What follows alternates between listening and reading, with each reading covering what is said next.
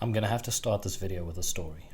This was me at 16 years old, squatting 180, deadlifting 220, benching 130, getting ready to compete in strongman and generally being a high test unit. I'd spent a whole year bulking up from a 74 kilo fuckboy. By the way, what on earth is that haircut? I look like a depressed lesbian, basically this guy, to a 92 kilo block of concrete, putting massive amounts of weight on my lifts, and finally getting noticed for being a house. Although I made a lot of progress, I did so many things wrong. I hopped from program to program every few weeks. I stuffed my face with any food I could find. I thought that this was an attractive face. Wow. All for the purpose of becoming as much of a unit as possible. You see, I had always heard a distant call.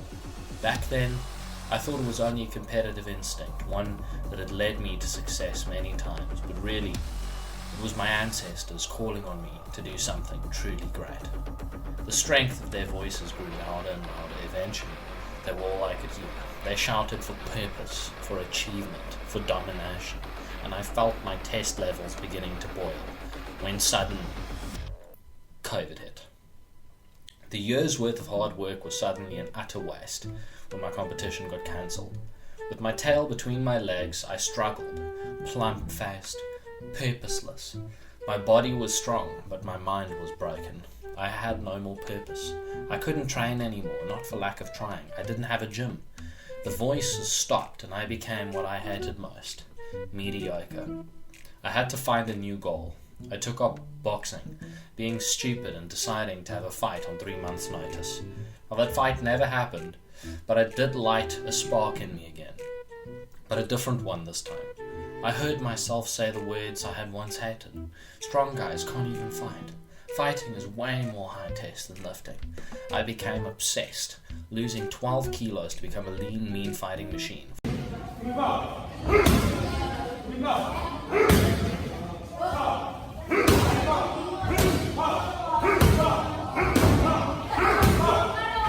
The first time in years, I did cardio again, became fast, agile, and dangerous. Little did I know, something was brewing. I thought I knew where my path was going. I thought I'd found purpose here. But deep within me, the voices began to cry again. Louder and louder, until I couldn't hear anything else. Until I snapped.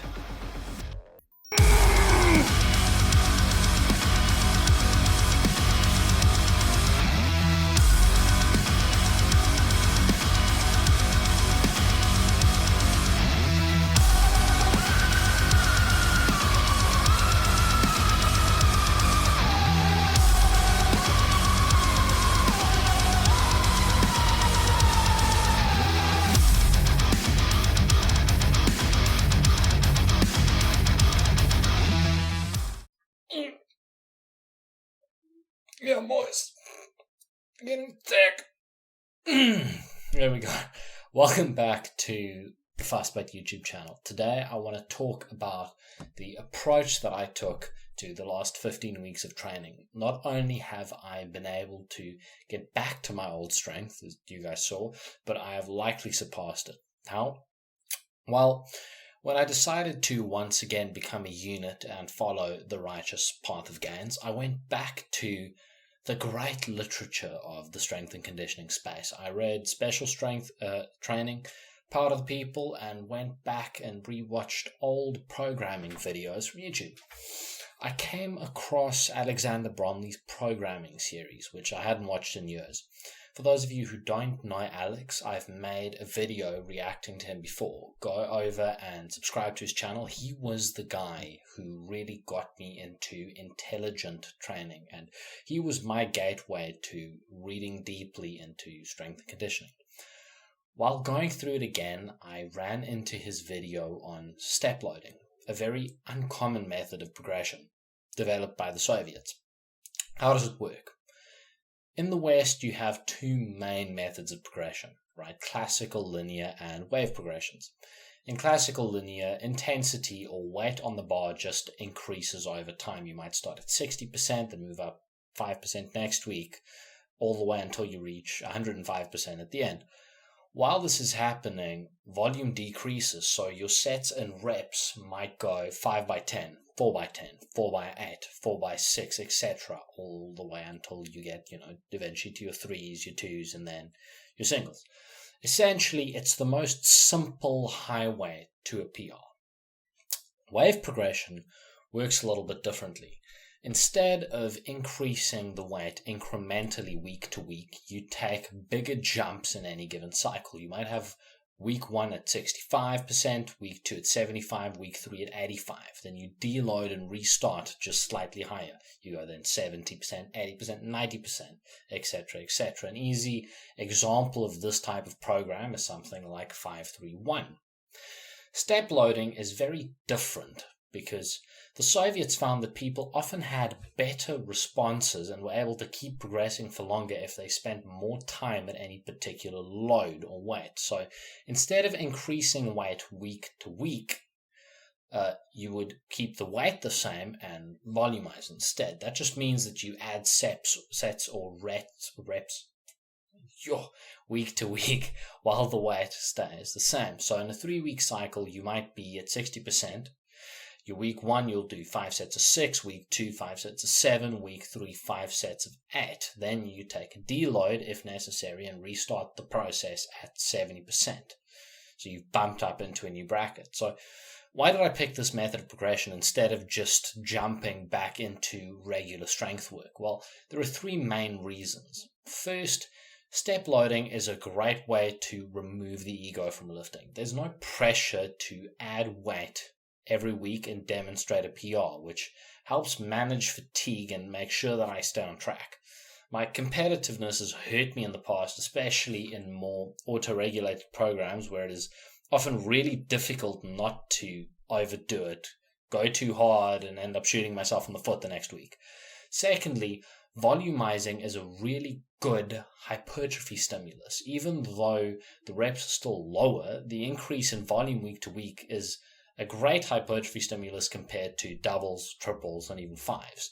Unlike the classic linear model, volume is also increasing week to week, which is much better for hypertrophy. Why do I need hypertrophy? Because bigger muscles mean more potential to produce force, and because when you've been out of the game like me, there is a baseline of muscle that you actually need to regain. Thirdly, because sticking at the same load for multiple weeks is a much better way to readapt your tendons and ligaments to moving weight. Having to go back to increasing load every week would most definitely have an increased injury risk. At the end of the day, I picked this progression because I wanted to change my approach. Previously, I had always made progress, but it was because I was always a hard worker, and although I was very durable, I was not intelligent. I wanted to do something that would force me to progress not just from work, but from quality of work. What adjustments did I make? Well, adding my own accessories, which I'll talk about later. The only real other change that I made was to add an AMRAP set at the end of the 3rd week. The goal for that AMRAP was to get over 12 repetitions. Why the AMRAP? Because it allowed me to visualize an opportunity to show that I have gotten better. Again, I chose this to be intelligently hardworking. I would reserve all the excess energy I had for that one set where I could go balls to the wall and have a chance to set a new PR.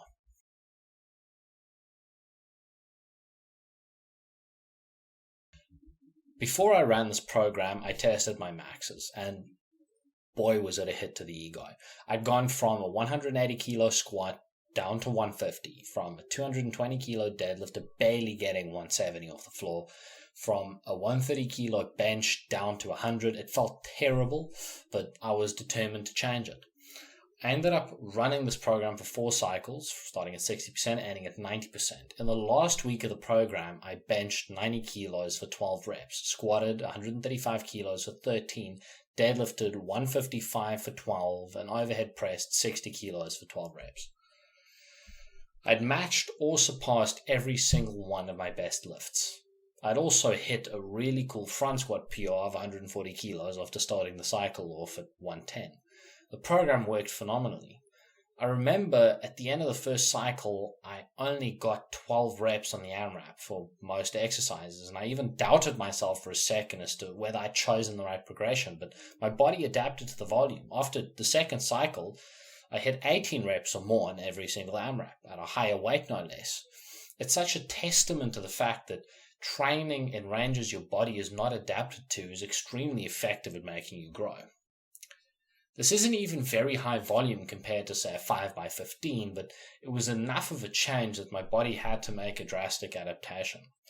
In terms of running the program, I ran a 4-day split with 1 day for each compound: bench on Monday, squat on Tuesday, OHP Thursday, deadlift Friday.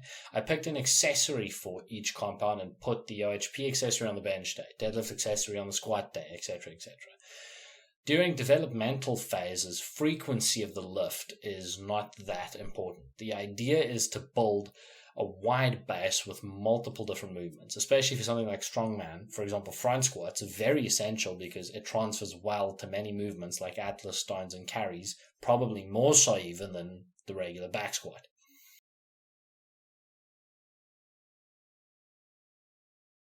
I'm competing at the Arnold South Africa next June in strongman, but I've also decided to do a powerlifting meet in February, just to get back into what competition feels like. I'm not going to peak for the meet properly, but I will incorporate singles into my routine. I'm still going to be using step loading as the method of progression, but I'm moving the rep range down to transition from a general focus to a strength focus. All that this means is that instead of 5x6, 5x7, 5x8, the program will go 5x3, 5x4, 5x5. I'm incorporating singles in 2 waves. Week to week, it will go RPE 7, 8, 9, then a deload, 8, 9, 10, week off, meet day. I could probably run another cycle with the current progression, but I want to reset. An easy first cycle allows me to gain some momentum again leading into the heavier cycles. Good touches with good technique are essential when going into a meet.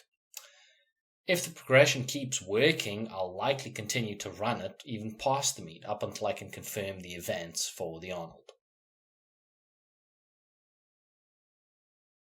Although it might be complicated, the takeaways don't have to be. There are 3 main things I'd like you to take away from this video. Firstly, every workout doesn't have to be a PR.